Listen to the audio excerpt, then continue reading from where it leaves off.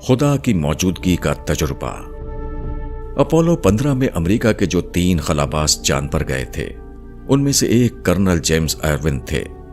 انہوں نے ایک انٹرویو میں کہا کہ اگست 1972 کا وہ لمحہ میرے لیے بڑا عجیب تھا جب میں نے چاند کی سطح پر قدم رکھا۔ میں نے وہاں خدا کی موجودگی کو محسوس کیا۔ انہوں نے کہا کہ میری روح پر اس وقت وجدانی کیفیت طاری تھی اور مجھے ایسا محسوس ہوا جیسے خدا بہت قریب ہو۔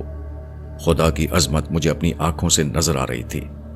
چاند کا سفر میرے لیے صرف ایک سائنسی سفر نہیں تھا بلکہ اس سے مجھے روحانی زندگی نصیب ہوئی۔ ٹریبیون 27 اکتوبر 1972۔ کرنل جیمز ایروین کا یہ تجربہ کوئی انوکھا تجربہ نہیں۔ حقیقت یہ ہے کہ خدا نے جو کچھ پیدا کیا ہے وہ اتنا حیرتناک ہے کہ اس کو دیکھ کر آدمی خالق کی صنائیوں میں ڈوب جائے۔ تخلیق کے کمالات میں ہر آن خالق کا چہرہ جھلک رہا ہے، مگر ہمارے گرد و پیش جو دنیا ہے اس کو ہم بچپن سے دیکھتے دیکھتے عادی ہو جاتے ہیں۔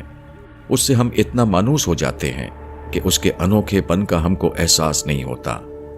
ہوا اور پانی اور درخت اور چڑیا، غرض جو کچھ بھی ہماری دنیا میں ہے سب کا سب حد درجے عجیب ہے۔ ہر چیز اپنے خالق کا آئینہ ہے، مگر عادی ہونے کی وجہ سے ہم اس کے عجوبے پن کو محسوس نہیں کر پاتے۔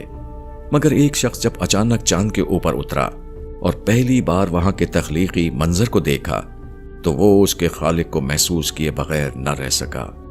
اس نے تخلیق کے کارنامے میں اس کے خالق کو موجود پایا۔ ہماری موجودہ دنیا جس میں ہم رہتے ہیں یہاں بھی خدا کی موجودگی کا تجربہ اسی طرح ہو سکتا ہے جس طرح چاند پر پہنچ کر کرنل ایروین کو ہوا۔ مگر لوگ موجودہ دنیا کو اس استجابی نگاہ سے نہیں دیکھ پاتے جس طرح چاند کا ایک نیا مسافر چاند کو دیکھتا ہے۔ اگر ہم اپنی دنیا کو اس نظر سے دیکھنے لگیں تو ہر وقت ہم کو اپنے پاس خدا کی موجودگی کا تجربہ ہو۔ ہم اس طرح رہنے لگیں جیسے کہ ہم خدا کے پڑوس میں رہ رہے ہوں اور ہر وقت وہ ہماری نظروں کے سامنے ہے۔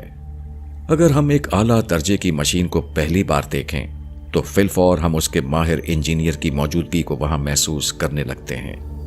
اسی طرح اگر ہم دنیا کو اور اس کی چیزوں کو گہرائی کے ساتھ دیکھ سکیں تو اسی وقت ہم وہاں خدا کی موجودگی کو پا لیں گے۔